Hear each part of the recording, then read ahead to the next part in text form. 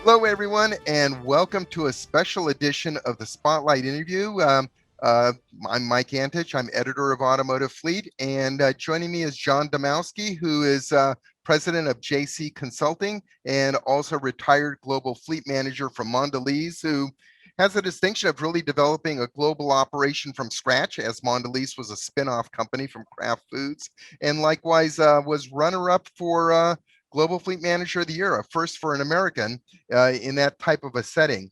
But we're here to talk about the Global Fleet Conference. It's a virtual conference that Bobbitt Business Media Automotive Fleet is putting on for the entire month of May. So it started May 4th. It'll be extending and concluding on May 27th.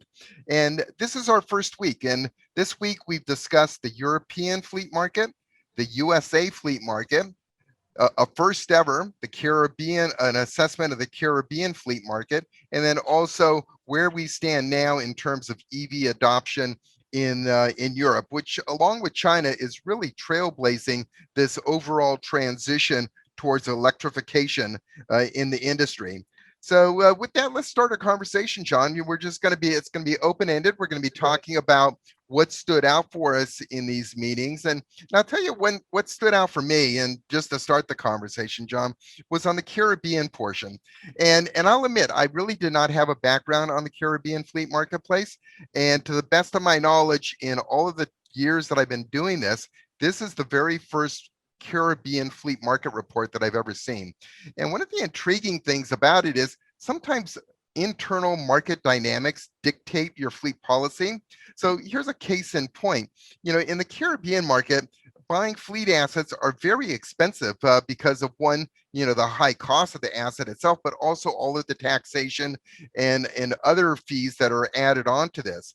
While on the flip side, labor is very cheap in the Caribbean marketplace. So what that ends up doing, it kind of creates an inverse relationship, which in the US we would say is not right.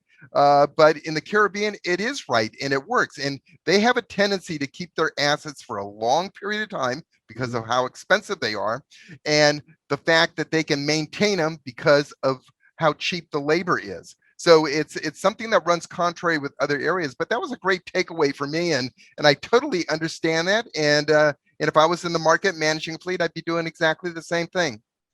What about you, John? What stood out for you? Well, first of all, Mike, from a macro level, what really stood out is the word education. I mean, when you looked at your 2 days and the subjects that you covered many topics, and you covered many different trends. And I wish we had more time to be together at a conference, and hopefully we will be soon. This October. But the nice thing about this is I can go back and I can really go back and do a deep dive of the presentations and everything. And what I really stood out that and it's been coming up, and you were absolutely spot on. Where do you go with a fleet discussion that does not end with an electrification topic of some sort? It's like it's bound to happen. But what was available for me, and is from a standpoint like I know what I need to work on in order to start the electrification, and it's not just the details that deal with range or plug-in hybrids, but it deals with the mindset. You have to have the right mindset to go into. And then from there, you can deal with all the other things you must be aware of. Now, you're projecting, but you're going to have to learn together. And everybody's learning. That's where the mindset come in. And to me, that was one of the biggest takeaways for me, because I'm the baby boomer who is going into this new arena of electrification. And I loved it.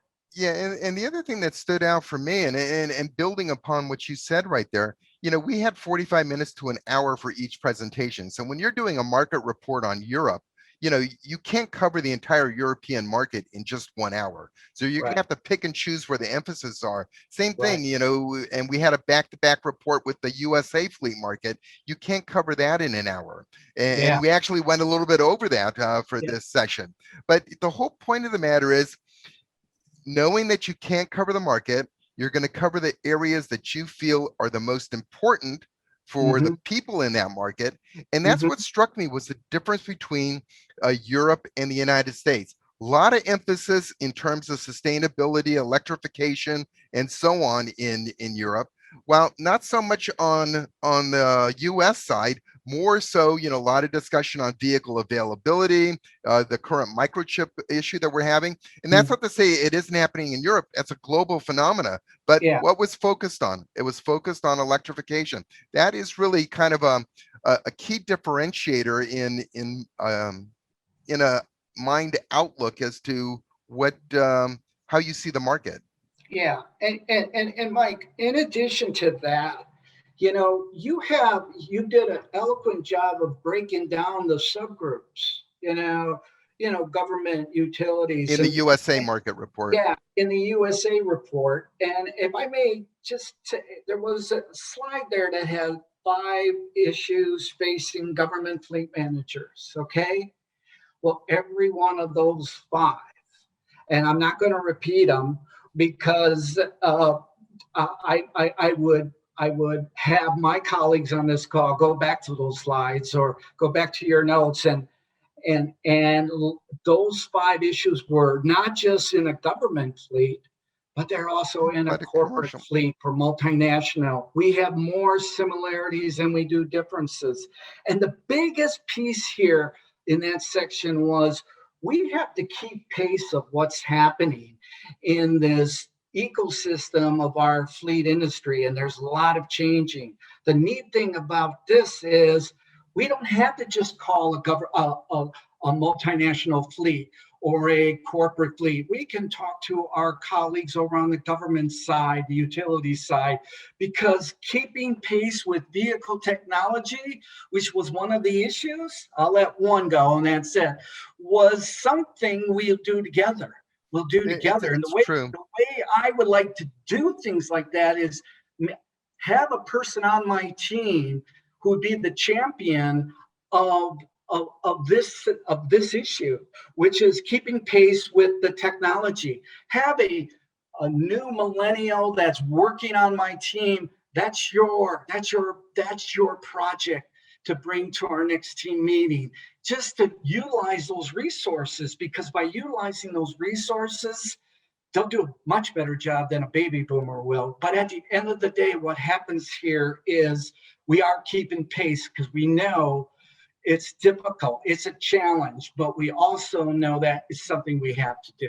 Yeah, and building upon that, there's similarities with the public sector side, commercial side, but there's also we talk about differences between the different regions, but there are a lot of similarities. When Marco Dinius was talking about the European market and he was giving the breakdown of slides as to which vehicle segments were in ascendancy, which were decreasing. Obviously, SUVs were in ascendancy, passenger cars were coming down.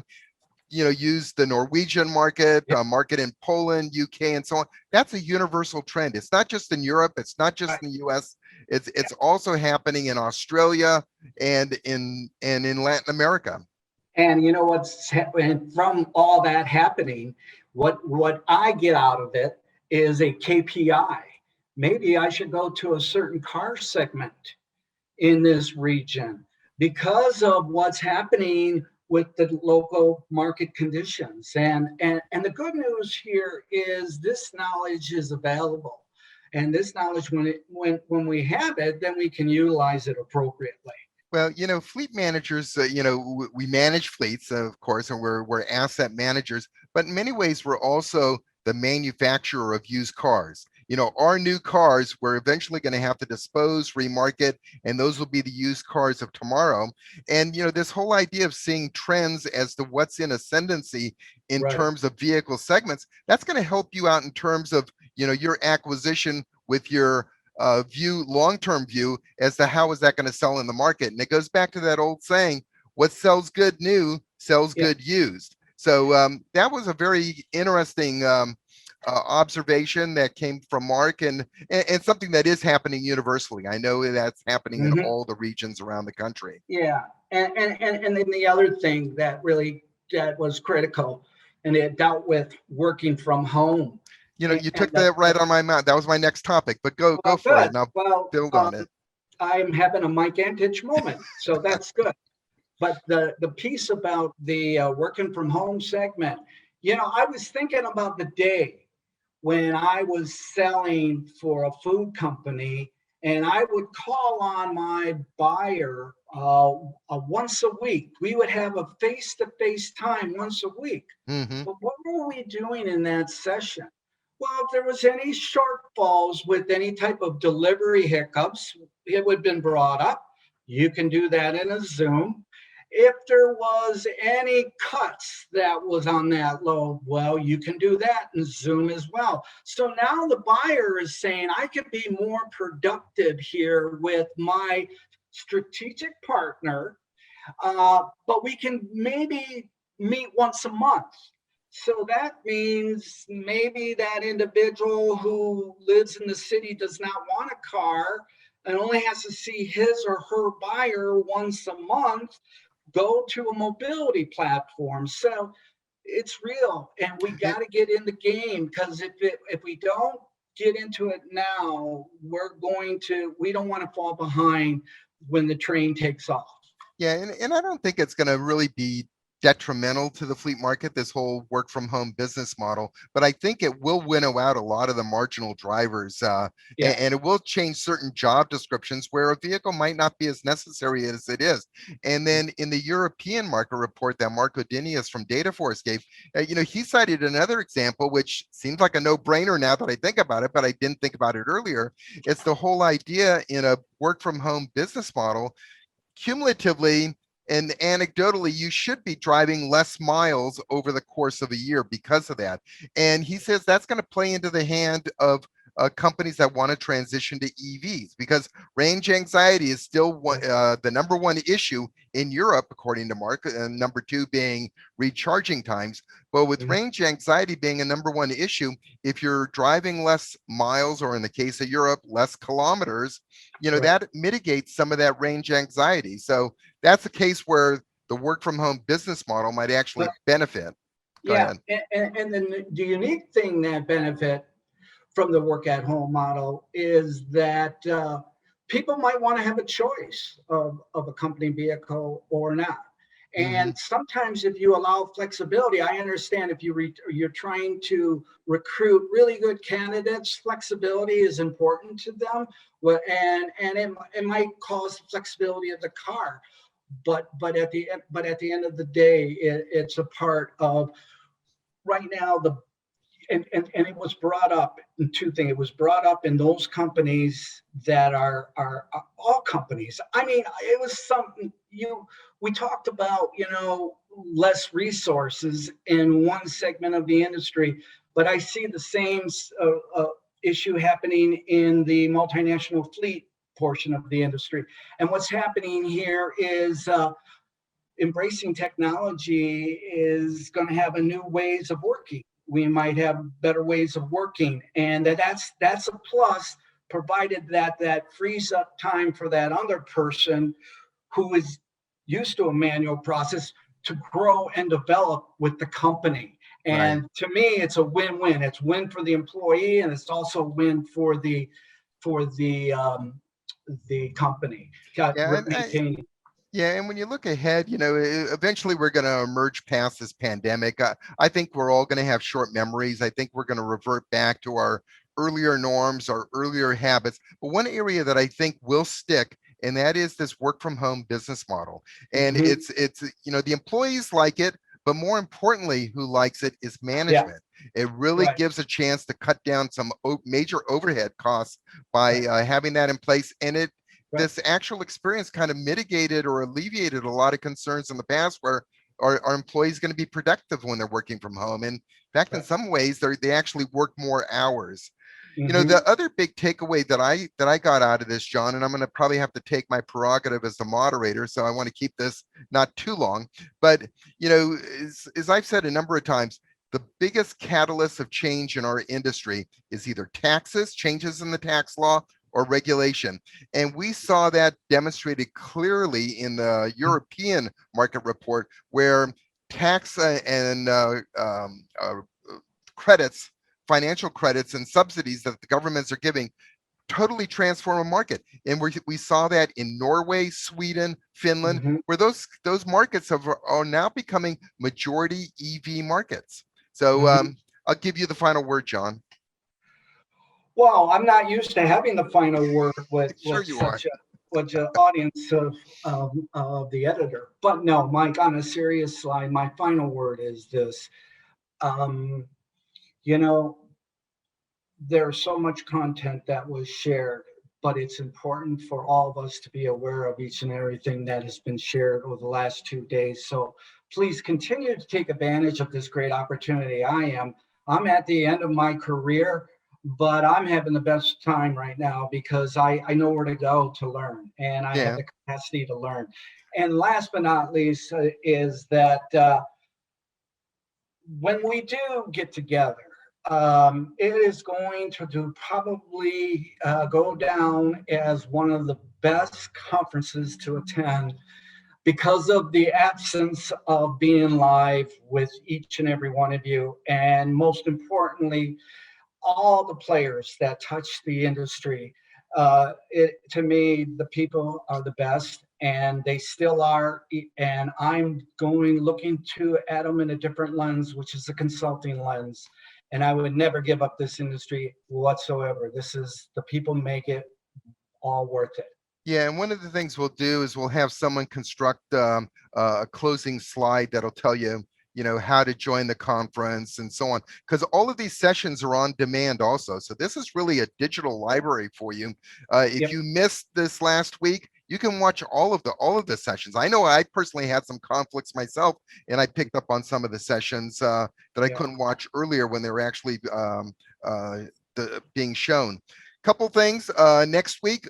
Tuesday, May 11th is next week's start. We're going to have a great, and I mean really great presentation on the Mexican fleet market. We'll also have another great presentation on the Canadian market. So really with the Caribbean, United States, Canada, Mexico, you're going to have a really good assessment as to what's occurring in the North American marketplace. And then Thursday, May 13th, we're going to cover the UK market. And then also a huge area is resale. I mean, here in the States, that is just an extremely strong market now. But what's going on internationally? And probably one of the most expert people on that topic, Johan Verbuz, he's going to be talking and giving us a tour de force of what's going on in terms of remarketing dynamics outside of the United States. So with that, thank you for joining me, John. I appreciate it. And then likewise, we'll look forward to seeing everybody next week. And if you have a moment, take a look at what you might have missed this week. So with that, we'll talk to you later.